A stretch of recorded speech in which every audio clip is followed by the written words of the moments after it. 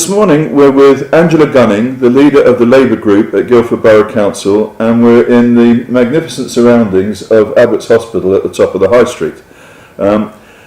Angela, when did you decide the Labour Party was for you? When did you become a member? Years ago, about nearly 40 years ago, yeah, 80s. And why the Labour Party? I'd always agreed with the principles of the Labour Party, and was your family a Labour? Yeah, my family were socialists. Right. First became a councillor here in 1995 and served for 12 years before being appointed as an alderman after an election when Labour lost all of its Guildford Borough Council seats. Then you came back to be elected as a councillor again in 2011. Why was that? Why did you come back to local politics? Well, why did I come back? There was another election, and the mood of the country had changed. You have to remember, why did Labour do so badly in 2007, I think it was? Remember the Yes. Iraq War? Yes. Yes, well, even though people like to think that national politics don't affect local politics, they do. Right. And so I think that's one of the reasons. And why did I decide to come back? Well, I was asked to stand. Right. And I thought, okay. Yeah. So you wanted to support your local party's effort? I did. And the mood of the country had changed. Okay. And you've been the leader of the Labour group here at Millmead for nearly 8 years now. Perhaps longer if it was in the period before as well. Yes, I was before, yeah. Okay. Are you hoping to carry on after the election of 2019? You say carry on, of course, you have to wait for the results of the election. Yes, don't I? but of course. But then are you intending to stand? We'll see, yeah. Okay. What is your strategy for the 2019 election? Obviously you would like as many seats as possible. Every party wants that. But how many is a realistic target, and which seats will you be focusing on? Realistic is a bit of a subjective comment, isn't it, really? You have to spread yourself, cut your coat according to your cloth. And you have to remember that, of course, Guildford Borough covers 4 Westminster constituencies, and so whilst we call ourselves Guildford Labour Party, we are concentrating on the area that is Guildford constituency as well. It's a horribly complex, and you have to explain that to people. Way out in Effingham, for example, it's Mole Valley constituency, yes. So it's a different constituency party running the borough elections. You don't need to go into all the detail of how that works, but within the Guildford parliamentary constituency area, yes, okay, fair enough. Which ones will you be concentrating on? Oh, quite a lot. Yeah, quite a lot. Quite a lot. Okay, Yeah. well, historically, the Stoke and Westborough wards were the 6 safe Labour seats until 2003. It must have been very disappointing in 2015 to lose your last remaining Westborough seat. Why do you think that happened? Well, you see, very gradually, thanks to the right to buy, council estates are no longer hotbeds of Labour supporters. Hotbed, perhaps that's not quite the right expression, but you have to remember that also in Westborough is very low turnout. I think as low as 24% in borough elections. And in order to get people to vote, you need people working on the ground, door knocking, taking interest in the area. Why did it happen? Does anybody know why? Well, why do you think anybody? Sorry. loses an election, you know, you can be wise after the event, but... do you think, again, it was an influence, partly at least, of the national politics? Because, of course, the 2015 at that same time, yes, that's right, it happened at the same time. Yes, that's right. Yeah. How will you try and attract votes in those traditional areas for you next time? Well, we're much more active. We're a much bigger party. Got a lot more active people who want to be councillors, right, and who are prepared to work hard. And it is hard work, running an election and building up support. Yeah, it involves a lot of commitment. Okay. If reports are correct, there are more Labour than Conservative Party members in Guildford now. But unless there is a political earthquake, it seems to me that that's unlikely to translate into many votes and produce more seats here at the Borough Council. Guildford remains a predominantly Conservative town and borough, and disaffected Tories, if there are those around, they're more likely to vote independent or GGG, many would say, than Labour, or perhaps they'll vote Lib Dem if they're solely influenced by Brexit. What policies do you have to attract Guildford voters to make them think yours is the party to support in a local election? Can't make it an assumption that people are going to vote for independence. If I can just have a word on independence, it's extremely hard work to be an independent, because you haven't got a political party with funding and people behind you. You're on your own, basically. So, yeah, back to your question. Well, I think housing, more housing is absolutely crucial. You know, we haven't got enough housing. House prices are far too high in Guildford. Rents are too high. And so, yeah, our policy is more housing, more affordables, more social housing, better public transport, try and do something about the bus system, congestion, heaven knows. Guildford is clogged up, yeah. So more housing, even if it's on the green belt? I didn't say that. No. I'm asking. Well, it's not an either or, I don't think. I mean, the principle of the green belt is absolutely right, back from the, was it 1948, yes. 47, yeah. To prevent urban sprawl. However, if we need housing, you have to think about how you can plan it without spoiling, if that's the right word. I don't like using the word spoiling for housing. That's not correct. Putting houses in an area that at the moment is designated green belt. But green belts have been changed ever since they were first drawn up. Right. And so it's not a set area that cannot ever be changed. It's possible to move it, take a bit out here and put a bit more in there, and so on. And the alternative is not tower blocks in Guildford town centre either. And so right. I think urban designers, compact housing by competent urban design, to have it compact, it is good.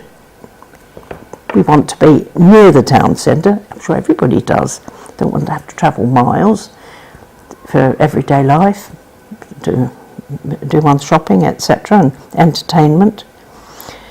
So, what your question is, building on the green belt or what? Well, for you, is it sacrosanct, or it sounds as if no, it's not sacrosanct. No. It's not sacrosanct. No. Okay, that's fine. I believe you told me before that you are a Corbyn supporter or sympathiser. Is that right? Yes. And what attracts you to his leadership? That's an interesting question. Attracted to his leadership. I think he's got a style which has surprised people. A lot of people expect leaders to be at the front, talking the loudest, saying the clearest things, whereas I think Jeremy Corbyn speaks a lot more reasonably, and I think people got fed up with so-called leaders who sound off, and they're leaders because they're leaders, so to speak, whereas a leader has everybody behind them, and you can see that many people could see something in Jeremy Corbyn that was attractive. He was, maybe he made it simple. The simplicity, it's not simple to be a leader of the Labour Party, but the simplicity of his style, I think, actually made it attractive. Do you think that Jeremy Corbyn will be an electoral asset or a liability when you are canvassing for votes here in Guildford next May? I sometimes have to explain to people, Jeremy Corbyn won't be standing in Guildford, just like I had to say to people, Tony Blair wasn't standing here. We're talking about the candidates who are standing here. What do they stand for? And so, yes, okay, Jeremy Corbyn, you could say, is the Labour Party in some respects. Yes, of course he is, but you've admitted I personally haven't heard from people who are prepared to vote Labour going on about Jeremy Corbyn. Okay, but you've admitted that national politics does influence local politics. Yes, that's true. It does. But I think, for one thing, the press have calmed down about him. Maybe they've got other things to think about.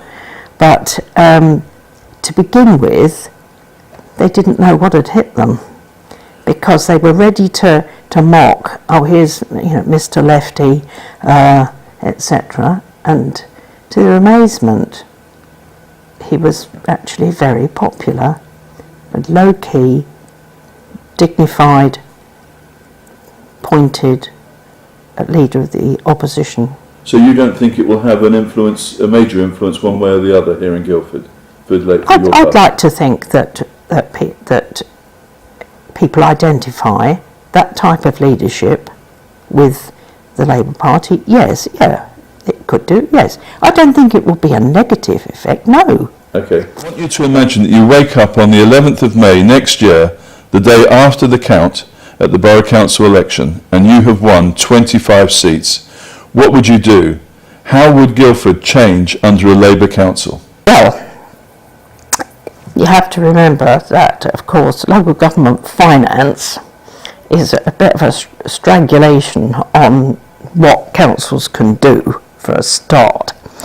But I think, obviously, to review policies on housing, and of course, next year, universal credit and is coming in. Not that Guildford Council can control it, but we can certainly help people with advice and mitigate the desperate circumstances where people haven't got any money, or the changes meant that their income has gone down. So I think housing, maybe a hard look at the town centre development, get something done. But of course, what I'm saying is I'm speculating. Of course. So. But would you, for instance, borrow considerable amounts of money to build more social housing now that the cap's been lifted? Yeah, well, no, that we're waiting Treasury advice on that. But if you get these announcements from we're going to take the cap away and we're going to borrow billions and all the rest of it. Well, I would say get the officers to look into it, yes, see what, hopefully the Treasury might have sorted matters out about who can have what. But remember when business rates were 100% business rates? Didn't quite turn out like that. No. When they'd done the sums, Guildford gets about 5%, actually, not 100%. But if you were allowed to, would you think borrowing to invest in social housing would be a good thing? If we had a site, we need a good site first. And, well, I would take advice from finance officers, actually. I'm not a financier, but we would need to look at the risks, interest rates, how long the loans would be for, and all the usual stuff with loans. You have to look into in great detail about how you're going to service the loan. Okay. You've had many years' service at Guildford Borough Council. Do you think there is a problem with the culture, i.e. with a lack of transparency? You voted against Tony Ruth's motion last week, which called for a review. Yes, I spoke against it, partly because he was right to raise the issue, but all that background information had come out in less than 24 hours, less than 6 hours before the council meeting. But that was the council response. The motion was... Yes, I know. But what I meant, that's all very well, that's will have come from officers, but the councillors themselves would have been trying to read that stuff while a meeting's going on around them, and I felt that was not the right way to do it. I'm not against transparency, no, but it wasn't the place to do it, and that it's quite possible to bring all sorts of issues to the scrutiny committees, and you make your case, and then it will go on the agenda. So it's not true to say I'm against transparency, and I'm not. Okay. But I just felt it wasn't the time and place to talk about it there. Right. And as an example, shouldn't large investments proposed by the council be discussed in public? Not the detail necessarily, but the principle of the investment. Well, I think they are sometimes, aren't they? Well, I can think of examples recently where the press and the public have been excluded from the debate. Well, there's. I'm sure you're aware there are lots of rules and regulations about exclusion of the press and the public, and so that's considered first, and that's why they're not discussed in public. But wouldn't it be possible to discuss the principle of the investment without revealing anything that should be confidential? Well, sometimes they are, but if you're discussing it, sometimes there's no point in discussing things unless you've got some numbers. I mean, you're just kind of flanneling around on something. I personally don't like discussing speculative conversations about things when really you need details, numbers. Are we going to spend this or that? Okay. Not shall we spend something? No. Okay. Well, Councillor Gunning, thank you very much for your time.